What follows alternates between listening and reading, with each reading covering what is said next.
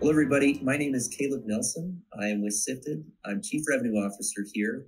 Thank you so much for your interest. Our focus here at Sifted is to provide clarity and insight to your parcel data and to reduce your overall costs through external contract reduction as well as internal operational improvements and efficiencies.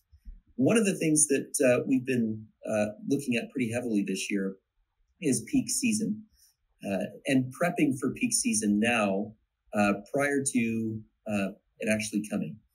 There are some unique things that are taking place in the market today that we'll get into, and how you as a particular shipper should be prepped and ready to go to avoid any extra costs that are going to come out of peak.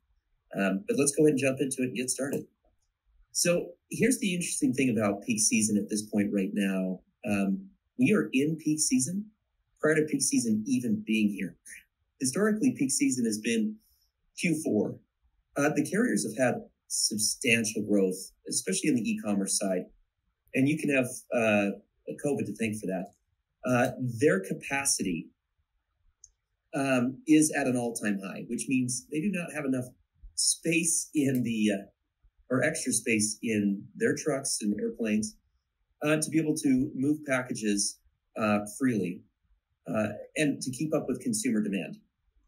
UPS is making some substantial changes in terms of its network to accommodate what they anticipate to be nearly 5 or over 5 million shipments per day. They're also focused on an approach that is better, not bigger. And that really means that they're going to be maximizing profitability on a per client basis to ensure that when they are at peak capacity, they're not losing money. This is essentially a carrier's market. And what we're seeing for shippers in the industry is that it typically means higher prices. And if they don't navigate it correctly, they're going to be paying more for their busier times of the year for Q4 than any other time that they've probably shipped out. The different areas that the carriers are really hitting home on and increasing charges with are surcharges. They're not manipulating and or changing your carrier agreement with them. What they are changing is the logic in which fees get triggered. So we're seeing record highs in terms of additional handling. They're being very selective on which customers they're bringing on board. And honestly, what box sizes they're typically allowing to go through their system. It's kind of a unique setup that they've got right now, but in a carrier market, they have the demand to be able to say, we don't want to take that kind of freight. And if they do take that kind of freight, they will allocate large package surcharges, as well as more costly areas for them to ship to, and that is residential deliveries. So we're seeing increases across the board in those particular areas, which typically means if you have high cube freight, large boxes, or residential locations that you're shipping to, and you have an e-commerce store, you can expect to pay more in Q4 than any other time.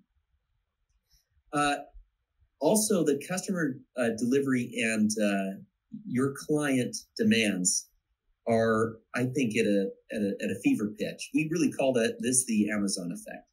It's where clients are expecting you to provide a 2-day delivery window, similar to what they expect or what they get from Amazon. They also expect free shipping and free returns.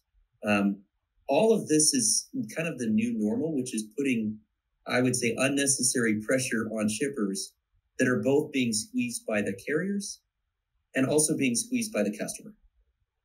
So in this section, what we're going to cover is 5 tips to help you prepare really for peak. And the interesting thing is that we are at peak or in peak season prior to peak season even arriving traditionally.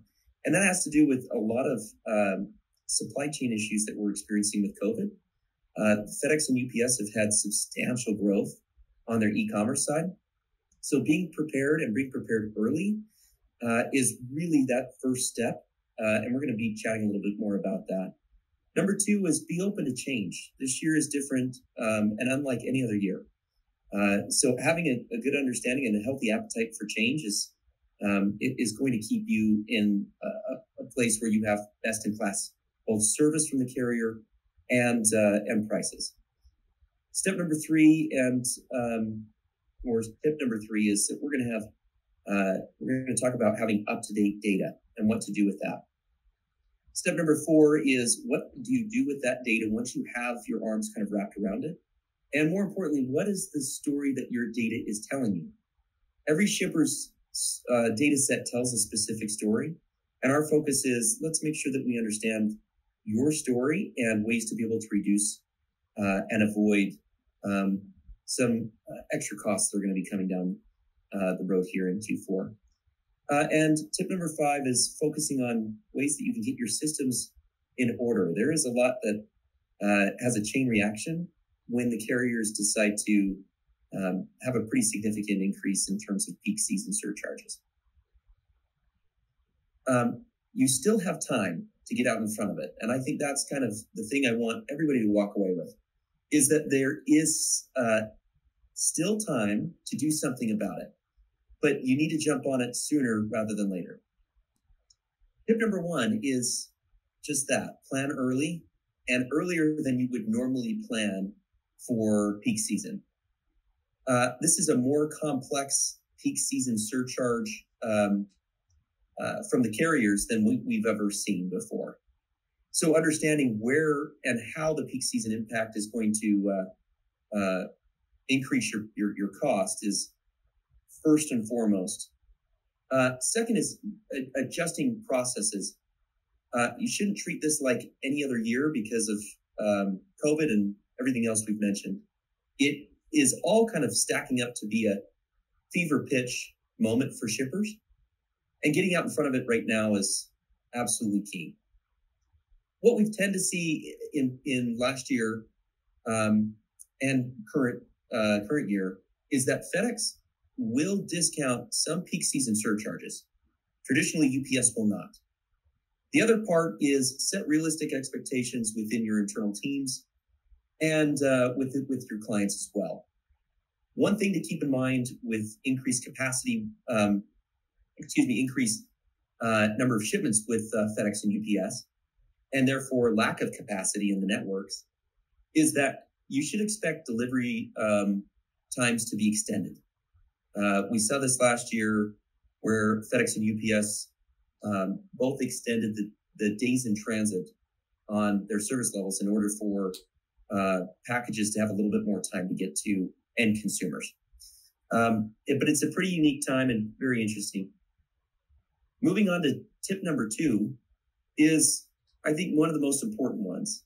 You're facing a peak season that is unprecedented and needs to be met with an open mind to change.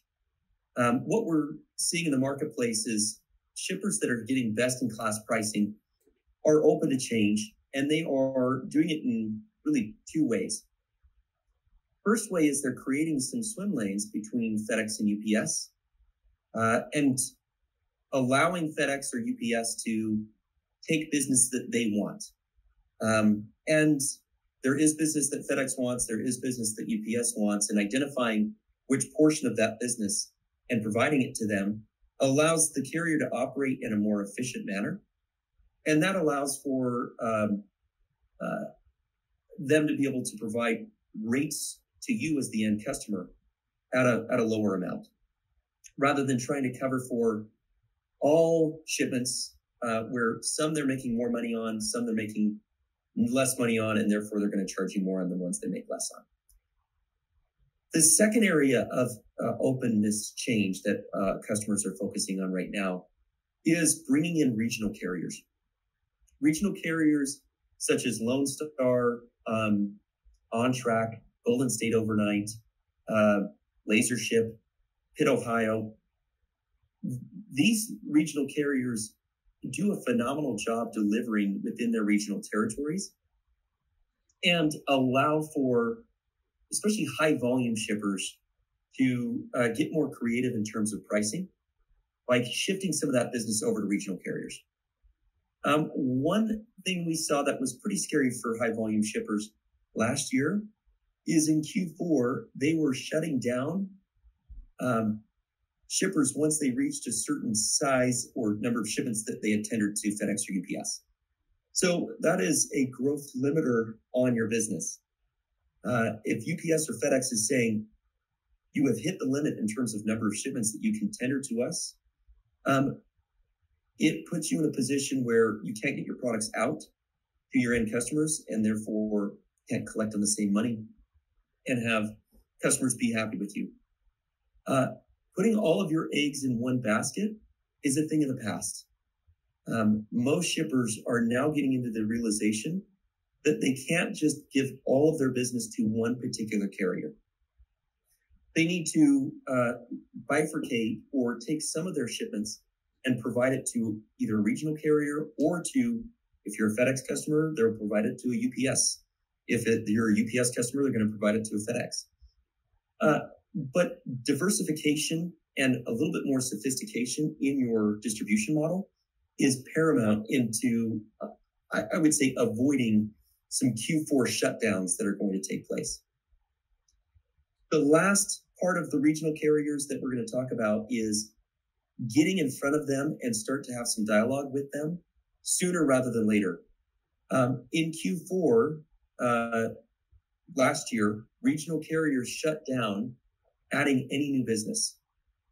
They were trying to focus on capacity issues on their own, and they weren't accepting any new clients. So right now is a perfect time to start that dialogue with regional carriers. Sifted can help model how much you need to provide to a regional carrier without decimating your FedEx or UPS contract. Tip number 3, having up-to-date data is key. Number 1, first of all, you can't fix what you don't know is broken. Knowing how peak season and how the peak season surcharges that FedEx and UPS have announced are going to impact you, well, specifically UPS has announced that's going to impact you, is key to understanding what levers you can pull to combat it. Also in Q4, during peak season, you're going to see the GRI.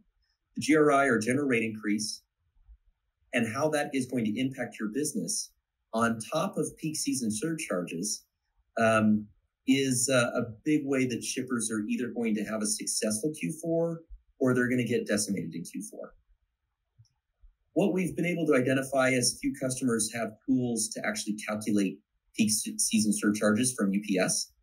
As I mentioned, FedEx peak season surcharges have not been announced, but they will in the next couple of weeks. Our suggestion is run the analysis, understand your data. If you don't have the tools to be able to do it, find somebody who can. Sifted is a phenomenal resource for understanding your data and providing actionable insights back to you on ways you can reduce overall cost. So on to tip number 4. Tip number 4 is once you have up-to-date data, it's knowing what to do with your data that is really impactful. The first is prioritizing your focus and essentially what we call fish where the fish are. Look at your data, look at areas in which you are overspending. Again, if you don't have the tools to identify what that looks like and how you're overspending or categories in which you're overspending, find somebody like Sifted or in the marketplace to be able to reduce your overall cost through looking at your data. But number 1, have a very good understanding of what levers you can pull in reducing your cost with your data. The second component is into modeling. Once you have your data and it's up to date and clean, modeling out what the peak season surcharge is going to do for your business, what the increase in number of packages is going to do for transit times, as well as what the general rate increase is going to do for your overall shipping costs, is imperative to staying out in front of your shipping. Modeling is how most businesses keep their rates best in class over time.